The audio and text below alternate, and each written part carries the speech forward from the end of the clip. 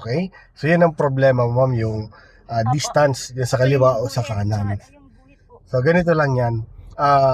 Una dyan, titignan mo yung posisyon ng uso ng sakyan mo. Kailangan makita mo yung sakyan mo na nasa gitna ng dalawang side. Kaya ganito, side nitong halaman at side nitong kotse. Nasaan yung... Ako po ba ang dapat nasa gitna? Ay, Yes sasakyan ko. po.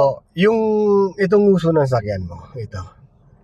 Ano, sa ngayon, tinan mo, ang uso ng sakyan mo, nakatuwid. Ang ganda ng, ano niya, ang posisyon ng sakyan mo. Opo. So, wala kang problema. Tapos, kung papansin mo, sa instinct mo rin, tinan mo, di ka na masasabit kasi kita mo, ang layo Opo. pa. Dito ganun din, layo pa.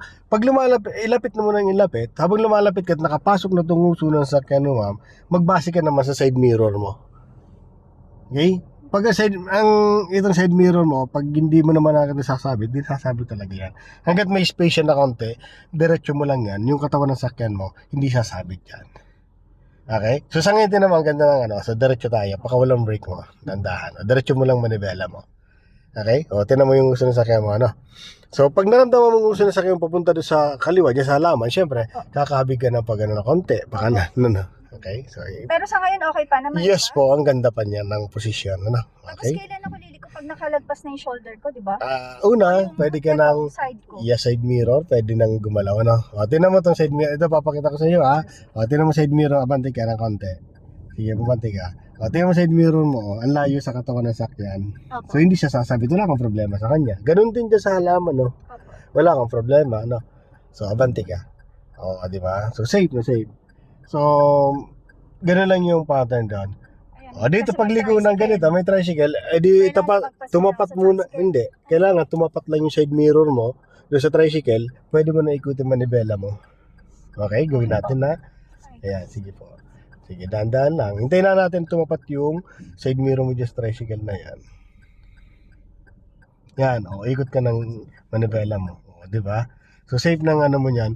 So, di mo naman kailangan todo kasi dito naman punta natin eh. Dito sa lane na to. Ilan lang po dapat? Ayun, enough na yun, yung isang ikot na yun. So magdadagdag ka na lang kung alam mo may mababangga ka dito o kaya may naka-park na gano'n ano.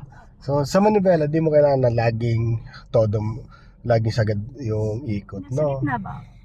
Yes. Dito malalaman yan mo sa unahan, do sa ano, layuan mo yung tingin mo do sa ano, yung dalawang guhit, doon ka titingin. Yung dalawang guhit na po yun. Ano po? Saan po tayo dadaan dito? O doon? Pwedeng kaliwa, pwedeng kanan. Sige, sa kaliwa na lang po tayo. Signal ko po ng kaliwa. No?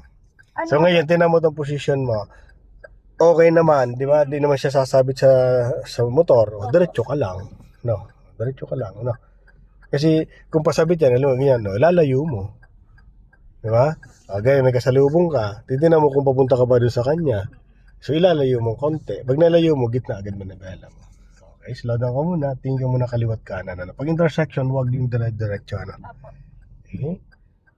Gapang. Gapang. Okay. Gas? Yes, konti lang. Tapos yung focus ka dun sa pupuntahan mo. Dito yung target mo. Yung target lagi, yan. Yung guhit na yan dyan ka dumikit sa kanya. Yan, dikitan mo yan. Saan guhit po? Yan yung guhit sa gitna. Yes po. Dikitan mo, huwag mo lang sabitan. Huwag mo sagasaan. Ay, may tricycle. Okay. So, gas ka ng konti. Gas na. Yan. Hindi naman sa lahat ng pagkakataon lagi kang hihinto. Titignan mo lang, malayo pa, kaya ng pedestrian lane. Malayo pa dapat, kita mo kung may tao sa kaliwat kanan. Okay, tapos slow down lang. Ano? Okay. Go. Diretso lang. Meron tao sa likod. Yes. Ay, ano pala sa Okay. So, diretso ka muna. Yan. O, sige, punta ka dito. Go. Sundan mo lang yung guhit na yan. Siya yung magiging guide mo. Yun, ano. Sige, diretso. Yun.